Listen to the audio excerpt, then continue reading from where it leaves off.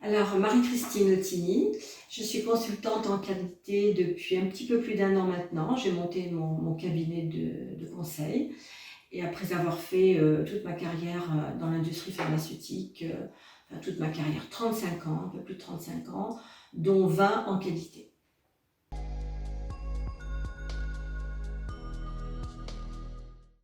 Alors, initialement, je suis chimiste.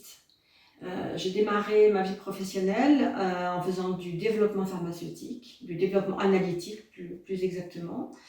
Ensuite, je suis sortie de la PAEAS et j'ai fait un métier un peu plus technique en tant qu'ingénieur process, chef de projet. J'ai vécu la mise en place BPF, puisque c'était le tout début. Un gros laboratoire pharmaceutique, on a mis en place les BPF. Et puis j'ai eu envie de m'ouvrir un petit peu à l'ISO, parce que c'était un peu plus, il y avait une composante un peu plus managériale dans l'ISO 9001. Donc là, j'ai quitté l'entreprise pour faire un master spécialisé en qualité.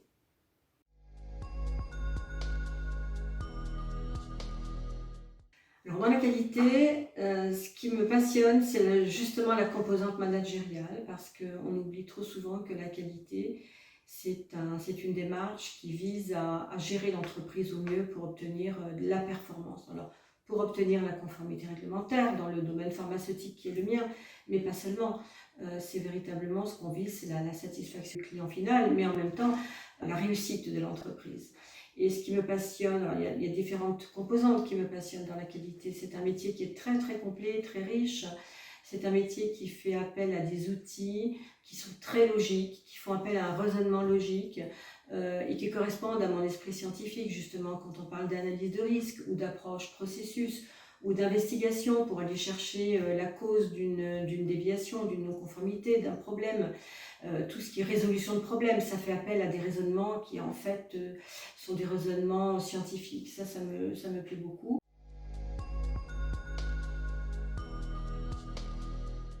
Alors, mon rôle, il est multiple, étant donné que la qualité est un métier multiple. Il y a d'abord un rôle de conseil auprès de l'ensemble du personnel qui doit mettre en place le système qualité, un rôle de conseil pour leur expliquer les textes réglementaires qui s'appliquent, pourquoi, leur expliquer le système qualité, pourquoi. Parce qu'il ne suffit pas de demander aux gens d'appliquer des procédures et d'appliquer des règles. Ça ne suffit certainement pas. Il faut expliquer pourquoi. Il faut expliquer le fondement des choses. Il faut faire de la pédagogie. Moi, je suis amenée à faire des formations en qualité. Et ça, c'est un rôle qui est très important. Le qualiticien, s'il n'est pas un peu pédagogue, il ne va pas réussir à convaincre. Ensuite, il faut les accompagner lorsqu'ils ont des problèmes à résoudre, des déviations à résoudre. Il faut les aider. Ils ont besoin de faire des analyses de risques. Souvent, ils ne connaissent pas les outils, donc on est là pour les accompagner ou pour les former, pour les aider. On a un rôle d'audit interne en vue d'améliorer les processus, toujours en recherche d'efficience, mais on a aussi un rôle d'audit externe. On doit évaluer nos sous-traitants pour donner confiance à l'entreprise, pour contribuer à la réussite de l'entreprise et à la réussite du partenariat avec nos sous-traitants ou nos fournisseurs. Voilà, et puis on doit mettre en place des indicateurs de performance. Ça, c'est vraiment le métier du qualiticien aussi. On doit mettre en place des revues qualité à partir des indicateurs. On doit être capable de les analyser. Donc, le raisonnement analytique, il est toujours présent. Et proposer des solutions. Toujours proposer des solutions d'amélioration.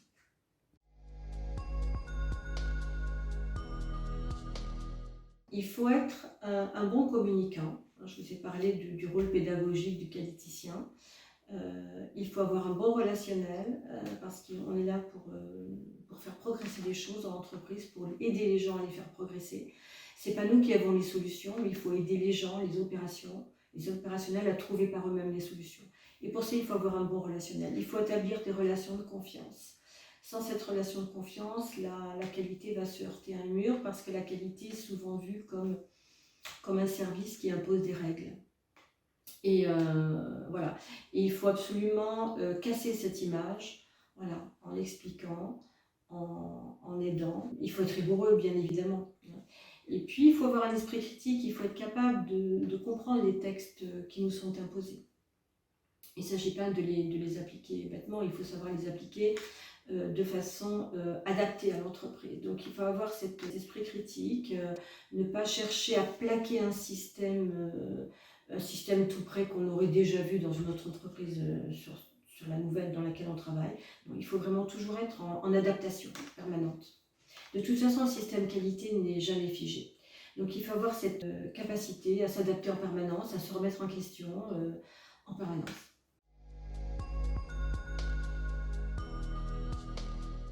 Alors, on est en contact forcément avec les affaires réglementaires, puisqu'il y a quand même des similitudes. Les affaires réglementaires sont là pour veiller à ce qu'on applique la réglementation.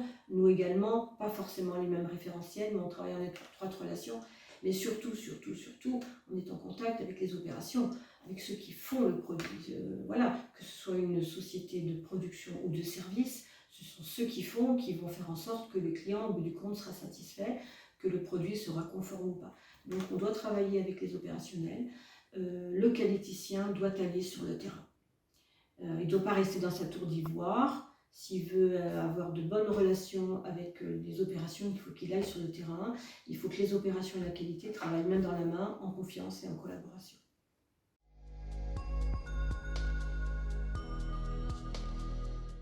Oui, alors très récemment, j'ai été amenée à monter de toutes pièces un système qualité dans un laboratoire public. Donc un laboratoire de recherche qui n'est soumis à aucun référentiel qualité.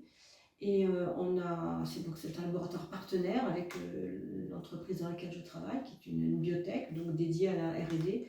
Et à un moment donné, eh bien, la biotech a souhaité faire une étude clinique en mettant en œuvre une analyse tout à fait spécifique. Et pour cela, elle travaillait en partenariat avec ce laboratoire public, qui avait le savoir-faire, qui avait la connaissance scientifique. Et on a décidé de mener l'aventure avec eux. Et pour ça, il fallait que l'analyse soit réalisée conformément à ce qu'on appelle les bonnes pratiques cliniques. Donc un référentiel qualité très contraignant, qu'ils ne connaissaient pas. Et il n'avait d'ailleurs aucune culture qualité. Donc j'ai dû mettre en place un système de façon à ce que si on est audité par les autorités de santé, eh bien ces autorités puissent avoir confiance aux résultats de l'étude clinique. Donc d'abord je les ai formés et informés. Qu'est-ce que c'est les bonnes pratiques cliniques? Qu'est-ce que c'est la qualité? Et puis on a rédigé ensemble des procédures. Ils ont rédigé leurs propres procédures. Moi je les ai guidés tout au long de l'établissement de leurs procédures. On a mis en place des formulaires d'enregistrement. J'ai fait en sorte que les choses soient le plus simples possible. J'ai fait en sorte de créer le nécessaire et suffisant pour que les résultats soient recevables. Donc il y a tout ce qui tourne autour de l'analytique. Et comme j'étais analyste moi-même, ça m'a bien aidé. Donc c'est un vrai projet. Et comme j'ai été aussi chef de projet par le passé, ça m'a bien aidé. Parce que quand on monte un projet de cette ampleur, eh bien, il faut mettre en place des délais. Il faut bien définir les délivrables. Et on a réussi tous ensemble. Et ça a été une très belle aventure qui a été très bien vécue d'ailleurs.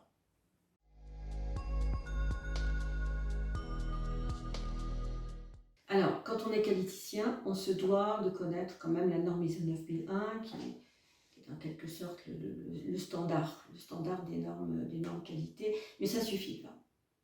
Il faut connaître la norme ISO 9004, qui n'est pas une norme certifiante, mais c'est une norme qui explique la philosophie de la qualité, les fondements. Et un qualiticien qui veut aller vraiment loin dans sa démarche, il faut qu'il comprenne les fondements de la qualité, et la norme ISO 9004, elle est très intéressante pour ça.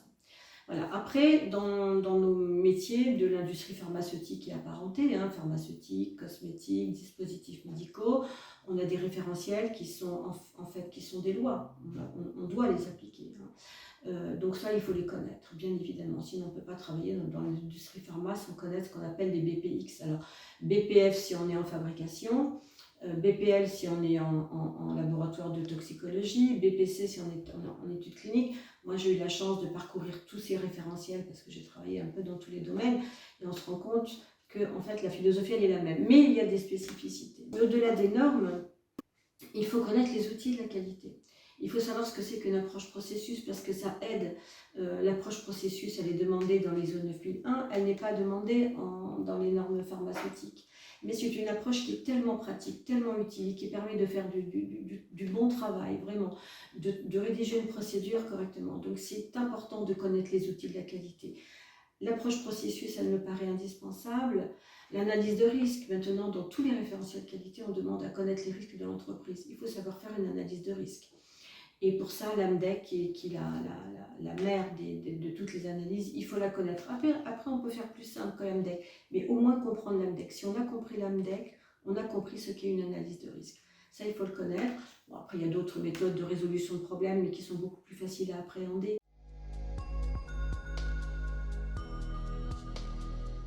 C'est d'aller au bout des choses. Dans la qualité, on doit tout enregistrer, tout noter, parce que ce qui n'est pas écrit n'existe pas. Alors, une déviation, on l'enregistre. On enregistre, ça ne suffit pas. On enregistre, on analyse sa cause, on en analyse l'impact. On est amené à faire des actions correctives, ce qu'on appelle des CAPA, et puis à vérifier que l'action corrective, elle fonctionne. Et puis quand quand on arrive au bout de l'histoire, eh ben, il faut dater, signer et dire « Ok, tout marche bien ». Voilà. C'est pareil pour tout. Un audit, ça se prépare, ça s'enregistre, on fait l'audit, on envoie le rapport d'audit, l'audité nous envoie ses réponses et à un moment donné, on clôture l'audit. Il faut aller au bout des choses. Une procédure, c'est pareil, on fait un draft, il y a plein de gens qui revoient, et à un moment donné, on la signe, on la met en œuvre, et puis au bout de X temps, il faut la réviser, etc. Et souvent, on ne va pas au bout des choses. C'est pas que l'unité qualité ne va pas au bout des choses, c'est qu'on a besoin des opérations. Nous, la qualité, on ne fait pas de la qualité pour soi, en fait. Nous, on guide les gens. Ceux qui font la qualité, ce sont les opérations, ceux qui font le travail. C'est eux qui génèrent la qualité, c'est eux qui génèrent les produits, les actions. Nous, on est là pour aider, pour guider, pour encadrer. Eh bien, les opérationnels, une fois qu'ils ont réalisé une action, ils passent à autre chose. Et alors, nous, qualiticiens, on doit faire la course, la chasse aux signatures pour pouvoir clôturer toutes ces actions et toute cette documentation. Et ça, c'est vraiment le plus difficile à obtenir.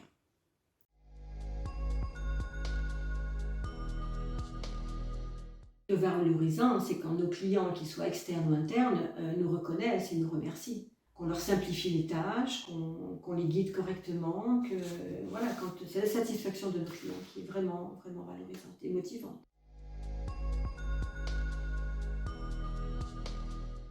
Il faut être certain de sa motivation, il faut être humble, il faut avoir conscience qu'on est là pour aider, mais que ce n'est pas nous qui faisons les choses. Il faut être patient, il faut être un bon communicant. Voilà, il faut être conscient des qualités que requiert le métier et avoir vraiment envie de le faire. Et je pense qu'il faut avant tout aimer le contact et la relation humaine pour être un bon qualiticien.